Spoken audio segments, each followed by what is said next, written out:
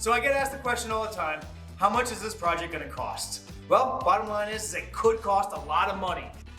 It really depends on all the details. A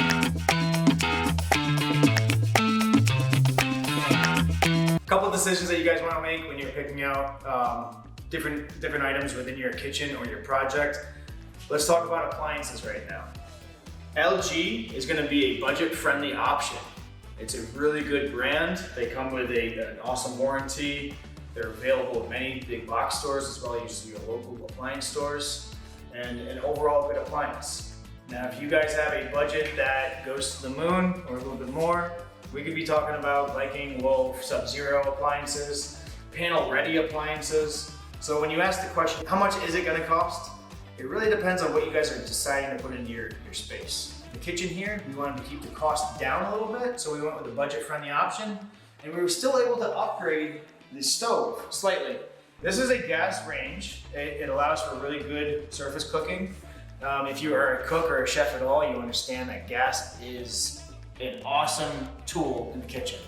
But when you get into the ovens, especially on these budget-friendly options, we want to do a dual fuel option, which means the inside is going to be electricity for a nice even cook.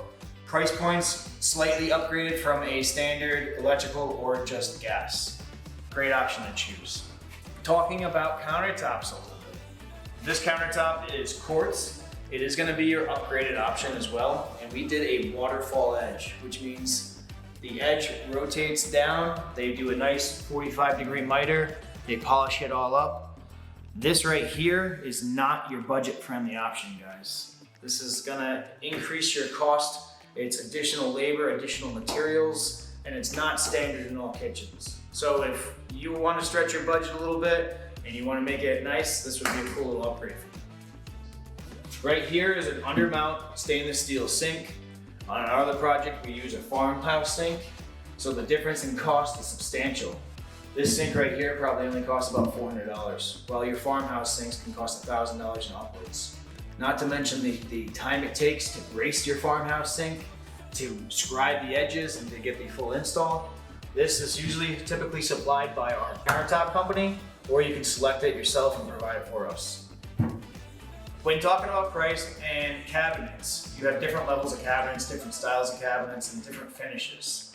It's really important to first identify what your aesthetic look is going to be and not too focused on the actual budget at this point. The reason I say that is because, well, you see the cabinets all the time, and if a little bit of increase in price is doable on your end, I want to make sure that you pick out something that matches your aesthetics and pleases you every day you see it.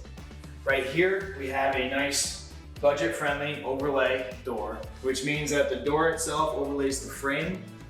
This cabinet here is made by Candlelight. They are a very good cabinet company, and we do use them from time to time.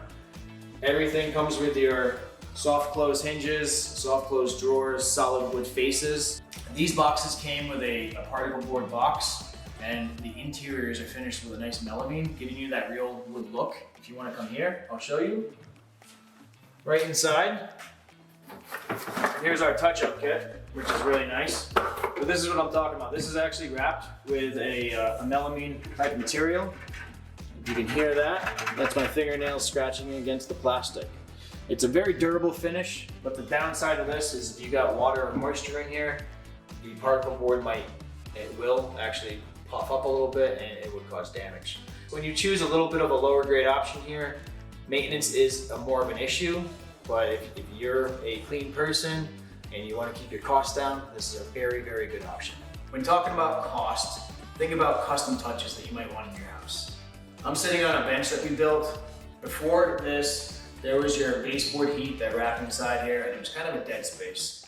Sure, it's usable to put a chair back here with a table, and that's probably how we're gonna end up using the space. But our client wanted a little more custom touch, and she realized that it was gonna be an upcharge. Her budget allowed it. So that's why we like to ask these questions. Right here, we incorporated some storage so that you can hide whatever you need to, because this house is lacking storage. We also added a couple extra closets around to help her with that as well. One cool thing that we did here, because we removed the baseboard heat going around here, we wanted to make up for that loss by adding a toe kick heater. The blue stuff is still on here protecting the stainless for the most part, so we'll remove that right before it's finished. But we wanted to add a little toe kick heater that's hooked up to our heating system. And what we did here is we cut out a little access in case it's ever needed. Adding storage seems like an impossible task sometimes. Framing in and finishing your closet, while it can cost a little bit of money and add to the overall budget, this pantry here adds a substantial value to this house. This gives you the opportunity to store whatever you need for dried goods. Right now, because we're not finished, we're storing our electrical needs, but don't worry, we'll clear that all out. You can put all your canned goods in, all your boxes in. And you know, just for a little increase in the budget, I think this was an awesome value add. So in a bathroom, there's a lot of different choices you can make to help your budget. Right here, what we have is a standard shower. We opted to do a half wall. When you opt to do a half wall, you're gonna increase your glass. So while it's less framing and less tiling, there is an additional glass piece that comes in. So it's a little bit of a wash depending on how you want to look at it. Here we have a threshold. This is a standard shower construction in the sense that you step up and over to go in and out of the shower. On other projects that we've done, we've been able to do zero thresholds, which take additional structural work and additional planning that all increase the cost. So if budget is a concern to you, we should identify what your aesthetics looks are and how it matches with your budget. If you guys come in here, we put a niche in this shower, it's over here, and we decided to wrap it with quartz. There's a couple ways to finish your niche. This one we did with quartz, other ones you've done with metal trim, and some is like a mitered edge. Each of those choices come with different price points, and we can even dress it up with a nice LED light in there. If budget is a concern for you, then we need to pay attention to the type of cabinets that we do, the type of stone, and all of your design choices. Right here, we wanted to keep the cost down slightly, so our clients were able to find a vanity that they liked online that came with a countertop and a sink included. You can typically find a vanity like this for as little as $700, $800, or as expensive as $2,500, maybe even more. Now, if you wanted to custom make this and then do a piece of stone completely separate and a sink completely separate, that cost goes dramatically up. But the benefit of that is you get exactly what you want, and the quality, it's just phenomenal. Right behind me here is a fireplace surround with a faux fireplace. We designed this thing in the essence of putting in a gas insert here because we have a chimney right behind us that can get vented. Now, because of the cost of the chimney and everything else that we did in this whole renovation, we decided to put it on pause. But we still thought out the process, and we designed this entire thing so that this interior is removable, and we can insert a gas fireplace and all the fireproofing and all venting that's required. Leaving the gas fireplace out, we were able to save anywhere between $7,500 to $15,000, depending on the actual model. The full installation, the gas work, and the venting. This entire building still cost us $7,000. But it was appropriate to install it now so our clients can enjoy their house. We're gonna hang a TV up top, and she's gonna have the faux fireplace for the next couple of years until she's ready to spend that money. Here in the laundry room, we ended up going with butcher block.